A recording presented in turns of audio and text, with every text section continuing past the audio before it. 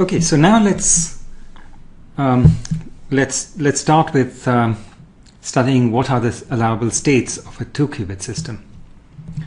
So as before, what we are going to do is consider 2 atomic qubits, which means that, let's say we have 2 hydrogen atoms and we are thinking of the states of the electron, in fact 2 particular states, the ground state and an excited state, which we use to encode for 0 and 1. And so now, since we have 2 such atoms, the 2 electrons can be used to represent classically 2 bits of information. So the possible states are 0, 0, 0, 1, 1, 0, and 1, 1. What about quantumly? Well, the superposition axiom tells us that the state is in general a superposition over all these 4 possibilities, that the system doesn't make up its mind which of these 4 states it's in. And so you have a complex amplitude for each of these 4 possible classical states. Say, for example, alpha 0, 0 is the complex amplitude of 0, 0. And as before, we have this normalization condition. The sum of the squares of the magnitudes of these amplitudes adds up to 1. The normalization condition is important because it tells us what happens during a measurement. So if you actually look and see what the state of the system is, you'll see each of these 4 possibilities with probability the square of the magnitude of that corresponding amplitude. Moreover, if you happen to observe 0, 0, then the new state of the system will exactly be 0, 0. So let's do an example. So suppose, for example, that the state of the system was 1 over square root 2, 0, 0, plus I over 2, 0, 1, minus 1 over 2, 1, 1. So you can check that this is a valid state of the system because it satisfies this normalization condition. So now what happens when you measure the system? Well, what happens is that you see 0, 0, that both of the electrons are in the ground state with probability. So the probability that you see 0, 0 is 1 over 2, the square of this. And then the new state is 0, 0. The probability that you see 0, 1 is a quarter, and then the new state is 0, 1, etc. Okay, but now you could ask a different question.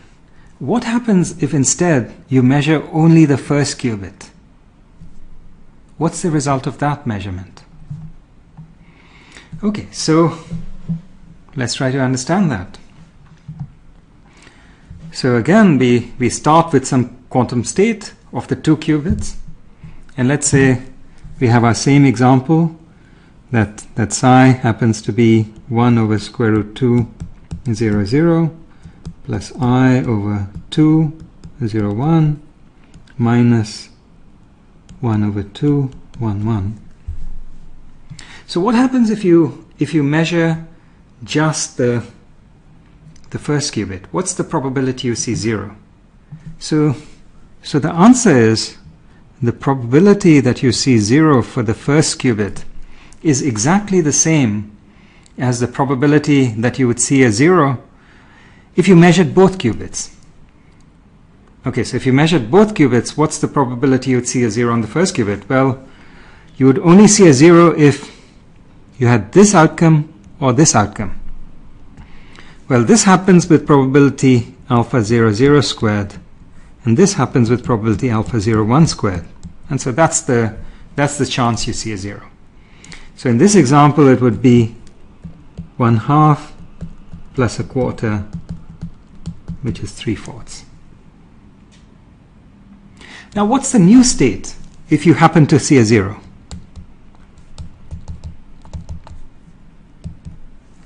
Well, the answer is really quite elegant. What you do is, if you happen to see a 0, then what you end up doing is discarding all the parts of the superposition which are incompatible with the answer.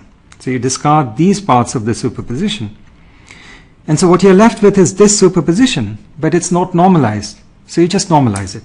So the new state will be alpha 0, 0 plus alpha 0, 1, 0, 1 divided by square root of alpha 0, 0 squared plus alpha 0, 1 squared.